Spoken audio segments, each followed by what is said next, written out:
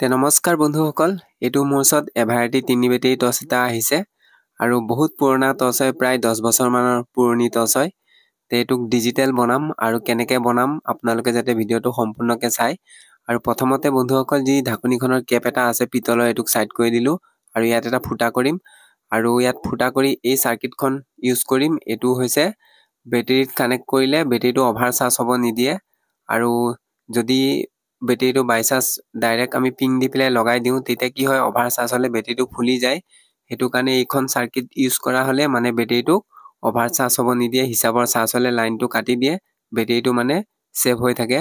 আৰু বন্ধুসকল এইটো হৈছে 5C বেটেৰী হয় আৰু এইটো বেটেৰী ইয়াত লগাই দিম আৰু বেটেৰী যিটো MS হয়, MSটো পুৰা 1100 MS হয়। এয়া যি দেখিব পাৰিছে 3.7 ভলৰ হয়। আৰু এইবিলাক হৈছে যি বেটেৰীয়ে টৰ্চৰ বেটেৰী, এইবিলাক এটাৰ দাম 30 টকা, তিনিটাৰ দাম 90 টকা আৰু লগালে টৰ্চবিলাকত এমাহো নাযায়, 15 দিনৰ পিছত ডাউন হৈ যায়, আকৌ পেলাই দিব লাগে। তে বন্ধুসকল এইবাৰ যোনটো চিষ্টেম কৰিম, বেটেৰী পেলাব নালাগে আৰু এবাৰ চাৰ্জ দিলে 15 দিনমান চলিব পাৰিব। আকৌ 15 দিনৰ পিছত আকৌ 2-3 ঘণ্টা চাৰ্জ দিলে আকৌ 15 দিন চলিব। তে বন্ধুসকল প্ৰথমতে ফিট কৰিবৰ কাৰণে এইখন সাৰ্কিটখনত যি দেখিব পাইছে ইয়াত টাইপ চি পিং হয়, আজিকালি চব টাইপ চি হৈ আহি আছে। আৰু ইয়াত গ্লুগান দি দিলোঁ আৰু গ্লুগান দি হোৱাৰ পিছত প্ৰায় আধা ঘণ্টামান থ'ব লাগিব। তেতিয়া আমাৰ ধুনীয়া কৰি যি এঠাটো আছে ধুনীয়াকৈ শুকাই যাব, শুকাই মানে টান হৈ যাব। টান হৈ যোৱাৰ পিছত আমি কাম কৰিব পাৰিম। তে বন্ধুসকল ইতিমধ্যে মোৰ আধা ঘণ্টা সময় পাৰ হ'ল আৰু এই এঠাটো টাইট হৈয়ে গৈছে।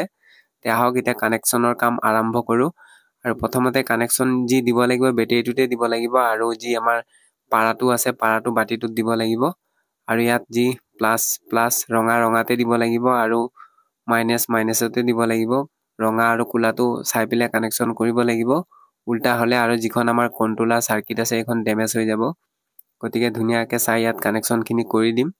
আৰু কৰি দিয়াৰ পিছত বন্ধুসকল এয়া যি আইনাখন আছে, আইনাখন ধুনীয়া কৰি চাফা কৰি দিম, তেতিয়া পোহৰটো ধুনীয়া হ'ব। আৰু ইয়াত যোনটো পাৰা ইউজ কৰিম এইটো এভাৰেটি যিবিলাক ডিজিটেল টৰ্চ ওলাইছে, মানে এইবিলাক টৰ্চত 4 বেটেৰীত যোনটো পাৰা হয় আৰু LED হয়। আৰু 4 বেটেৰী টৰ্চ কোনো কাৰণত চাৰ্জিং চিষ্টেম ওলোৱা নাই। আৰু আজিকালি কিছুমান টৰ্চ ওলাইছে কিন্তু এইবিলাকতো আগৰ টৰ্চ হয়। এই টৰ্চবিলাকত পৰি থকাত কৰি ইয়াক নতুন কৰি আকৌ চিষ্টেম কৰিব পৰা যাব। আৰু ইয়াত যি মেটেল বডিটো হয় ইয়াত চল্ডিং নহয়, সেইকাৰণে মাইনাছৰ তাঁৰডাল ইয়াত ব্লেক টিপ দি পেলাই টাইট কৰি দিছোঁ। আৰু যিটো প্লাছ হয় প্লাছটো চল্ডিং কৰি দিম। আৰু ইয়াত যি দেখিব পাইছে চুইচৰ পৰা কানেকশ্যন আনিম, আনি পেলাই আমাৰ যি পাৰাটোৰ যি প্লাছ পইণ্ট আছে আৰু এইখিনিত প্লাছ পইণ্টত ইয়াত ধুনীয়া কৰি চল্ডিং কৰি দিলোঁ। তে বন্ধুসকল এতিয়া আহোঁ যি পিছফাললৈ। আৰু পিছফালে এয়া বেটেৰীটোক অলপ ছেভ হৈ থাকিবৰ কাৰণে প্লাষ্টিক ঠোঙা হয় আৰু ইয়াতে ধুনীয়া কৰি সোমাই পেঁচাই পেলাই ব্লেক টিপ মাৰি পেলাই টৰ্চটোৰ ভিতৰত সোমাই দিম। তেতিয়া আমাৰ বেটেৰীটো একদম ছেভ হৈ থাকিব আৰু টাচ নহ'ব বডিৰ লগত। তে বন্ধুসকলে ধুমাধুম ব্লেক টিপ অলপ লগাই দিলোঁ আৰু লগোৱাৰ পিছত এতিয়া যি টৰ্চটোৰ ভিতৰত সোমাই দিম, এয়া সোমাই গ'ল।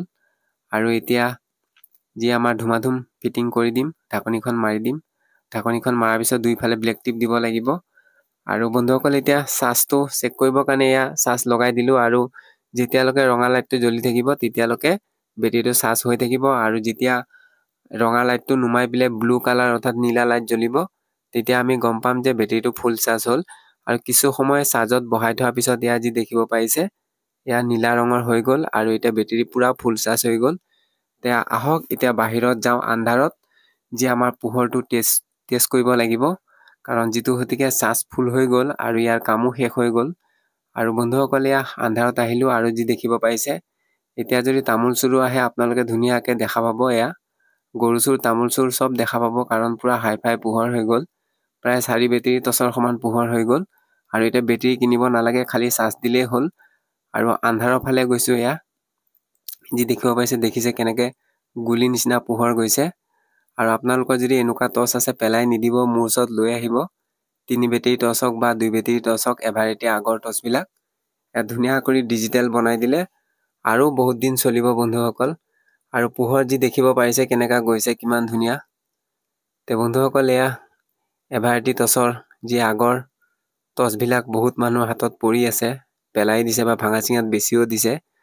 এয়া দেখিব পাৰিছে ভাঙা চিঙাৰ পৰাই টৰ্চ লৈ পেলাই কেনেকৈ ধুনীয়া কৰি একদম ডিজিটেল বনাই দিলোঁ। আৰু পোহৰ যি দেখিব পাইছে কিমান হাই ফাই পোহৰ হয়।